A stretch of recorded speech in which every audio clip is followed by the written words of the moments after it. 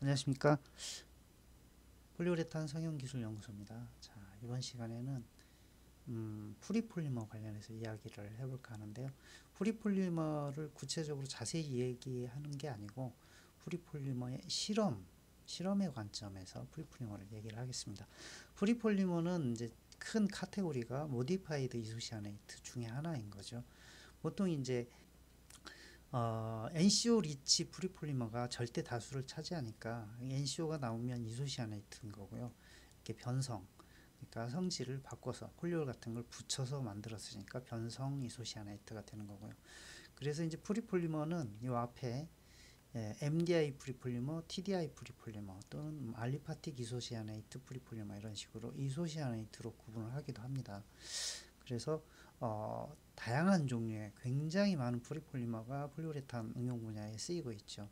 근데 제가 이제 위키피디아에 들어가 보니까 이렇게 프리폴리머라고 있더라고요. 이게 없을 줄 알았는데 그 위키피디아가 정말 없는 게 없는 것 같아요. 그래서 이 부분을 번역해 보기도 하고 원문 자체로 보기도 하고 해서 봤는데 이제 번역한 거를 여러분한테 가지고 설명을 해 드릴게요. 그래서 뭐 제가 일일이 번역하는 건 아니고 키워드 위주로 해서 일단 프리폴리마라는 게 정의가 돼 있고요. 그 다음에 폴리우레탄 앤 폴리우레아 프리폴리마 이렇게 두 가지로 이제 여기 좀 좁혀졌죠. 이제 프리폴리머는 이제 요 상태인 거죠. 폴리머가 있고 그 다음에 그 여기는 이제 폴리머는 하이 몰레큘러 매스 스테이트 고분자 상태고요. 그 다음에 인터미디에이트 몰레큘러 매스 스테이트 그러니까 조금 덜 자란 애들이죠. 덜 자란 애들 그렇게 돼 있고 그 다음에 이제 또 정의상 보면 혼합물인데 어떤 혼합물이냐면 리액티브 폴리머가 뭘 가지고 있어요? 반응하지 않은 모노머를 가지고 있는 거죠.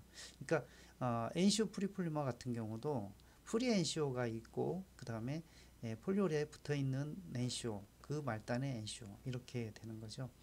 그렇게 해서 프리폴리머가 되는 거고 여기 하이픈을 중간에 넣기도 하고 안 넣기도 하는데 저는 귀찮으니까 안 넣어 쓰는 거가 더 좋더라고요. 그리고 다른 용어로는 이렇게 폴리머 프리커서라고 쓰기도 한다. 근데 저 폴리우레탄 쪽에서는 폴리머 프리커서라는 얘기는 거의 안 쓰는 걸로 알고 있어요. 그 요 부분이 이제 여기에 대한 얘기고요. 그 다음에 이제 여기 폴리우레탄 쪽으로 들어와서 프리폴리머는 일단 프리폴리머 앤 올리고머스 이렇게 되어 있는데 올리고머란 용어는 프리폴리머에 잘 안 써요. 제가 아는 경험상으로는 여기 이제 케이스 애플리케이션에 이제 프리폴리머가 쓰이는데 케이스가 코팅, 어드헤시브, 실란트, 엘라스토마 이쪽에 이제 쓰이는데 물론 당연히 이 뒤에 보면은 굉장히 많은 분야 있습니다. 자동차 분야도 쓰이고요. 가구, 뭐 침대 이런 데도 쓰이는 걸로 돼 있는데 그 부분은 번역을 안 했어요. 근데 올리고머란 단어는 잘 안 써요.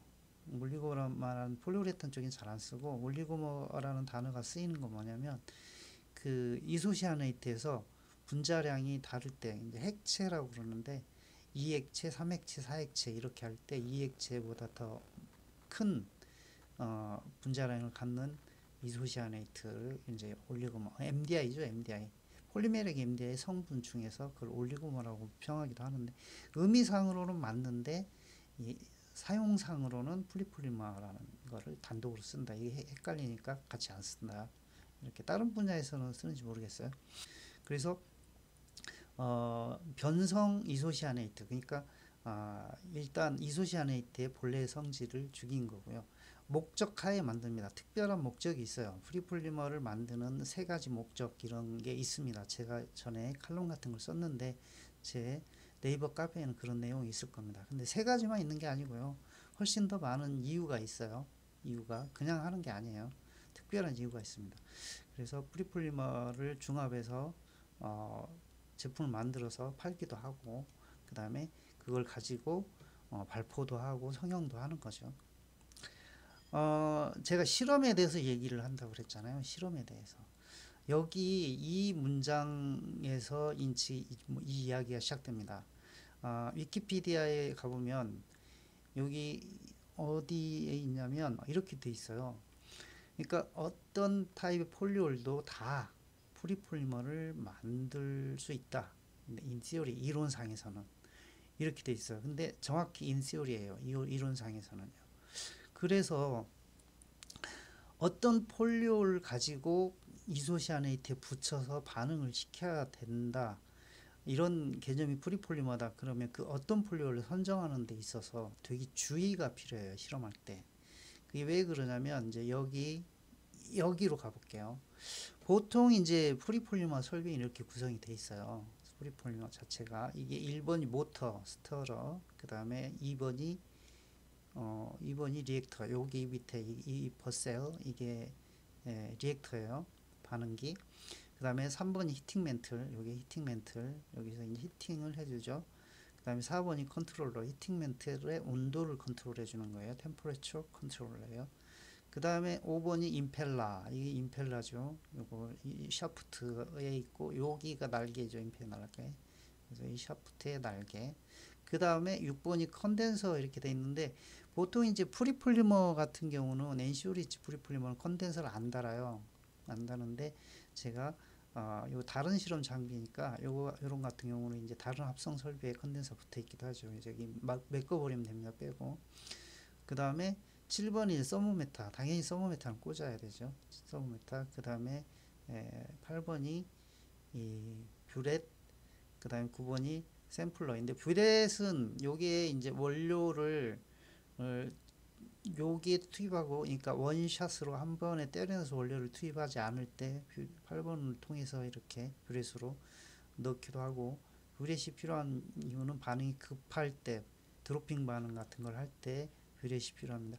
그러니까 여기 8번하고 연관이 되는 거예요. 지금 앞에 요거가요. 그래서 이 얘기를 여기부터 설명을 하는 거예요.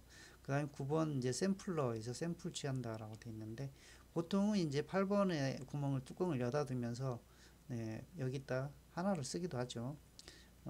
그 드로핑 그 원료를 추가 투입을 하기도 하고 여기 구멍에서 샘플을 취하기도 하고 이렇게 샘플러. 그래서 3넥이나 4넥 뭐 이렇게 2넥은 안 되죠. 기본으로 하나 점유하고 있는 게 하나 있으니까 그렇게 써야 되는 거죠. 그래서 이렇게 구성을 합니다. 제가 이 사진을 보면서 이 아름답게 잘 꾸몄다라고 하는 게 디테일이 있어요. 디테일을 다 설명드릴 수는 없어요. 이 자리에서 그냥 간단히 얘기해 주면 요거 이 설비가 어떤 위치에 놓여 있느냐, 그 다음에 뒤, 앞, 전방, 하방 밑에 이런 것들이 이제 굉장히 그 과학적으로 체계적으로 잘 돼 있는 실험실이라는 걸 알 수 있어요. 나중에 기회가 되면 한번 설명을 드리겠습니다. 어쨌든 이 사진이 제가 보기에는 굉장히 이상적이고 멋지게 구현이 되어 있다라는 걸 말씀드릴게요.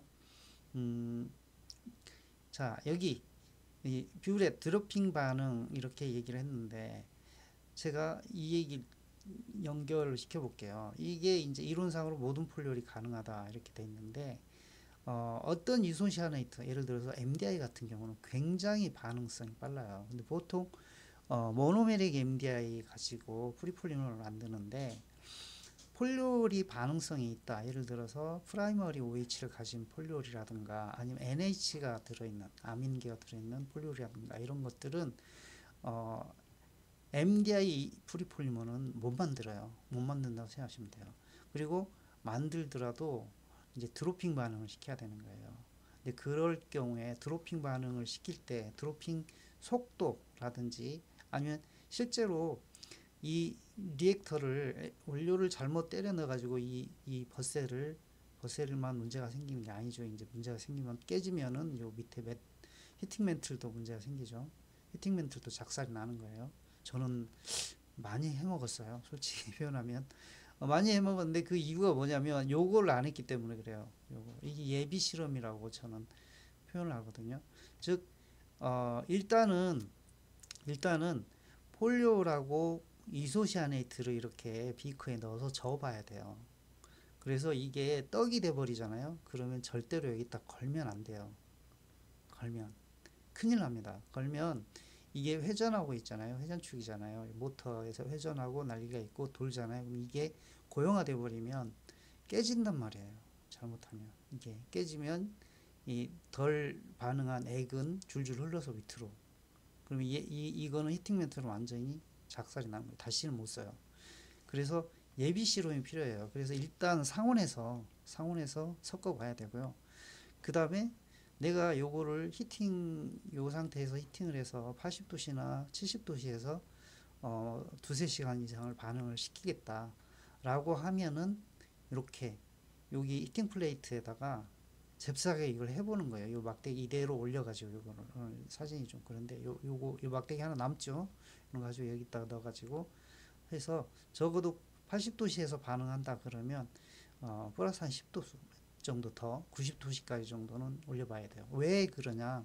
90도 이상을 올려보길 바라는데 여기에다가 넣어가지고 반응할 때요 발열량이 장난이 아니에요. 이건 폼이 아니고 비폼이기 때문에 열이 발생하면 빠져나갈 데가 없어요. 그래서 근데 여러분들이 이해를 하셔야 되는 게 폴리우레탄은 단열재 원료예요. 열이 안 빠져요.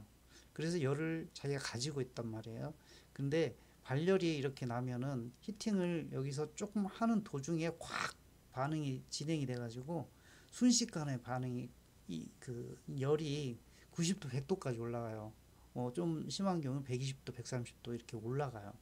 그러면 그거를 쿨다운을 시켜줘야 돼요. 저 같은 경우는 옆에다가 바로 물을 좀 이렇게 큰 용기에 담아가지고 해놓습니다. 그래서 스탠드가 여기 되게 짱짱하게 걸려 있어야 돼요. 이거 빼고 바로 여기다 물을 이렇게 담궈서 차단하게. 당연히 이 버셀은 내열 용기를 써야 되겠죠. 내열 용기. 그냥 일반 실험 용구보다 조금 더 가격을 줘서 내열이 되는.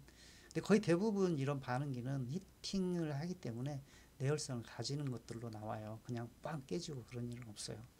그래서 내열 내압을 조금 가진 그 스펙을 보고 선택을 하시는 게 맞습니다. 그래서 예비 실험이라 그래요. 예비 실험. 제가 프리폴리머 관련해서 약 9년 정도 일을 했는데요. 거의 대부분 프리폴리머 실험의 결론은 이 예비 실험에서 다 나와요. 그냥 끝나버려요. 이거 가기도 전에. 그러니까 실험을 100세트를 한다. 그러면 80세트, 90세트 정도는 여기서 끝나요. 근데 거의 대부분이 이제 예비 실험, 본 실험, 그 다음에 검증 완료 이렇게 체계적으로 그 레포트를 쓰기 위한 실험 이렇게 실험을 하질 않아요. 근데 저는 그게 되게 잘못된 접근 방식이라고 생각하거든요.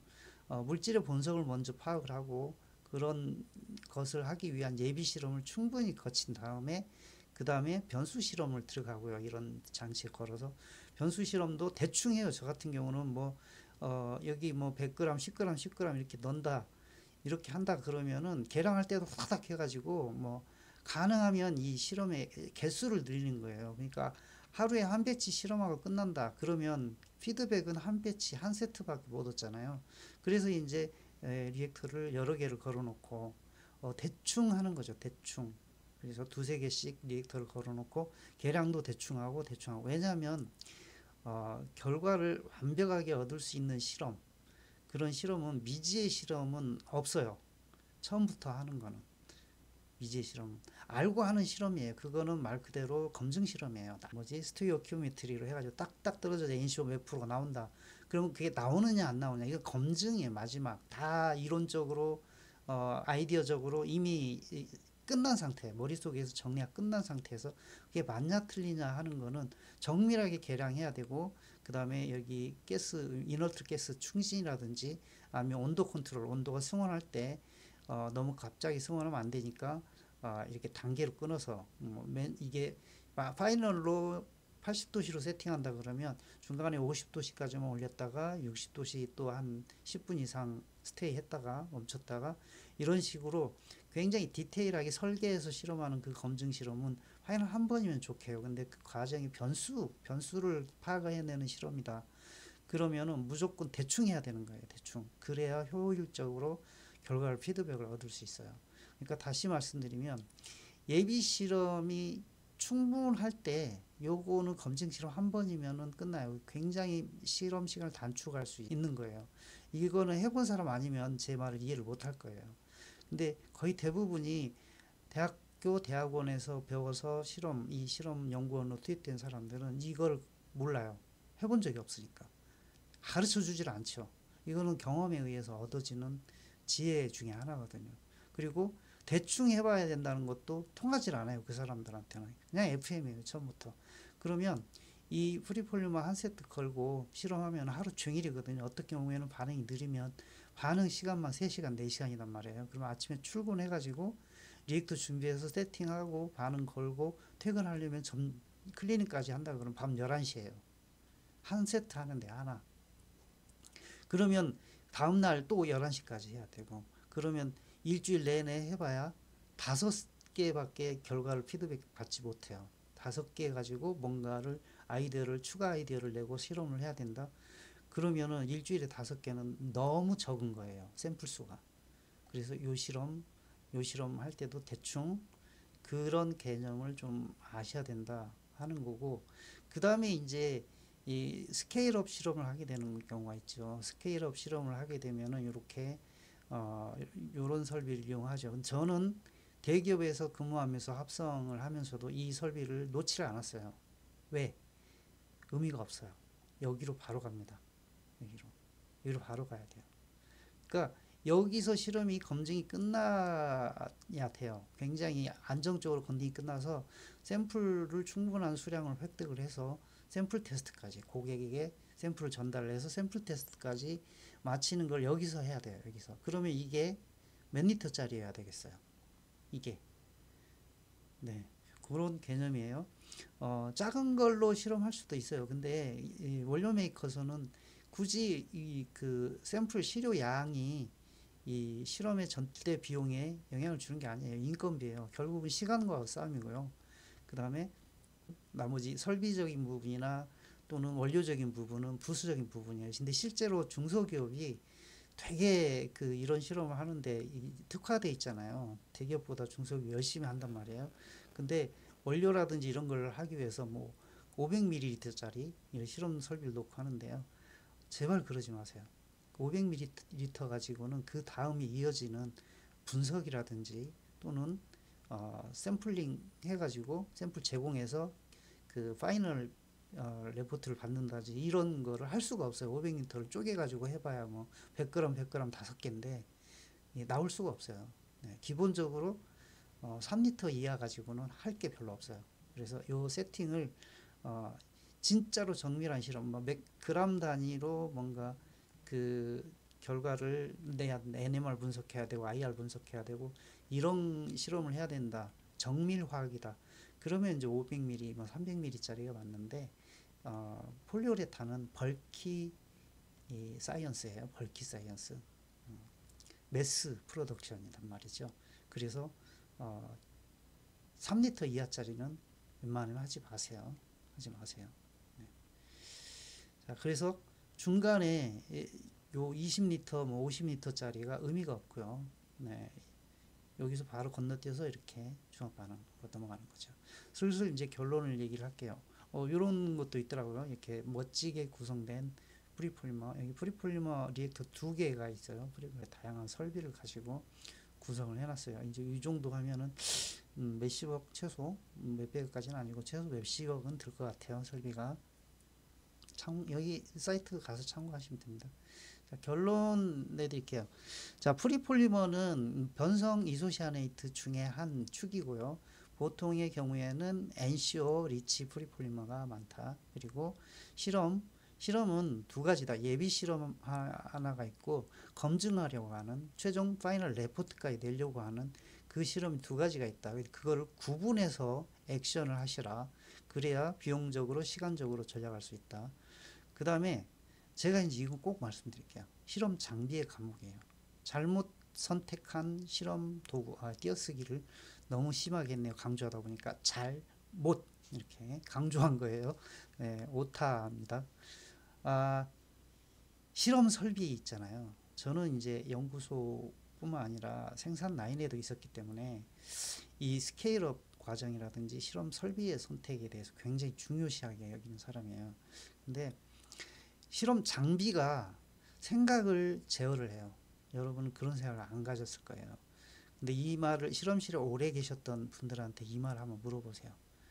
실험 장비가 잘못돼 가지고 결과를 못 내는 사람들이 수두룩백백이에요. 저는 굉장히 많다고 생각해요. 그러니까 여러분이 가지고 있는 실험 장비가 합당하냐? 아까 이거 제가 말씀드렸지만 3리터 이하는 저는 안 쓴다 이런 얘기를 했잖아요. 네, 그런 개념이 뭐냐면 1리터짜리, 2리터짜리가 감옥이라는 거예요. 장비의 감옥. 그 다음에 그 외에 다른 것들 예를 들어서 이렇게 여기 여러 가지 부품들이 붙잖아요. 모터도 붙고요. 그 다음에 예를 들어서 다른 설비도 합성할 때 그러면 컨덴서도 붙고, 컨덴서 다음에 뭐예요? 진공 펌프도 붙고요. 그 다음에 이렇게 그 환류 장치도 붙고요. 환류 장치 같은 것도 붙고요. 포리폴리머에서는 아닌데 다른 게. 포리폴리머 같은 경우도 이제 질소 퍼지를 하고, 그 다음에 이제 히팅하면서 샘플링을 취해서 중간에 이제 그 결과들을 모니터링을 해야 되는 거죠. 뭘 분석을 하고 이런 거. 근데 이제 반응 시작하고 그 과정에서 일어나는 것들을 기록하고 하는 건 좋은데, 반응 종결 같은 경우는 이제 샘플링이 용이해야 되는 거고, 샘플 수량이 충분해야 되는 거고, 짐작으로 종결해서는 안 되는 거죠. 그래서 결과적으로 모든 데이터, 실험의 데이터는 수치로 피드백을 받는 거예요. 단 하나도 어떤 육감적인 측면이라든지 이런 걸로 피드백 받으려고 하면 안 돼요. 수치로 피드백을 받으려고 해야 되는데, 그 수치의 피드백이 장비의 잘못된 선택에 의해서 오류가 나기도 하고 수득할 수 없을 수도 있어요. 네. 그래서 반드시 내가 지금 그 어떤 목적하에 실험을 하는데 실험 장비의 선택이 옳으냐, 특히 프리폴리머 이런 거, 그러니까 실험의 과정이 시간적으로도 오래 걸리고 노력이 여러 가지 중간중간에 디테일한 노력이 필요하지는 이런 조금이라도 좀 정밀한 발포 프로세스보다 조금 뭔가 정밀한 그런 거다. 그러면 실험 장비를 다시 고민해 보세요. 지금 쓰고 있는 실험 장비가 쓰레기일 수 있습니다. 자, 그래서 이제 끝까지 이어볼게요. 기술의 신뢰성까지 마저 얘기하고 정리를 할게요. 자, 요거 이렇게 해서 이렇게 하면 프리폴리머 이게 만들어진다. 이 문헌에도 있고 논문에도 있고, 그 다음에 선배 사원들한테도 이 얘기를 전달받을 거예요. 그걸 입으로 전달해서 전설이 돼버리면은 기술이 아니에요. 근데 그게 아니고 검증하려고 하는 거예요. 실험은 제가 그래서 실험에 대해서 얘기하고 있는 거잖아요. 실험은 검증하려고 하는 목적이 다분히 이거예요. 검증이에요. 검증. 그럼 실험은 검증을 하려고 하는데 무엇을 검증할까를 정해놓고 해야 되는 거예요. 그리고 그 결과를 얻어야 되는 거예요. 그래서 제가 수치로 결과를 얻어야 된다고 얘기를 하는 거예요. 무엇을 수치로 결과를. 그래서 기술의 신뢰성은 그렇게 입기술 머리기술이 아니라 검증된 기술이어야만 해요. 기술에 대해서는 딱 두 가지예요. 기술에 대해서는 어떤 개념이냐면 검증된 기술하고 검증되지 않은 기술 딱 두 가지예요. 그 OX 문제랑 너무 똑같아요. 그러니까 중간이 없어요. 중간이. 되냐 안 되냐 이 차이지, 되는 거 하나랑 안 되는 거 다양한 거예요. 이런 개념이에요. 그래서 제가 말하는 거는 실험을 하시라. 입과 머리, 저도 입과 머리로 지금 하고 있잖아요. 지금 보고 계신 영상이 실험을 찍은 게 아니잖아요. 입과 머리로 설명하고 있는 거잖아요. 검증을 해야 검증된 기술이 나오는 거예요. 강의 마치겠습니다.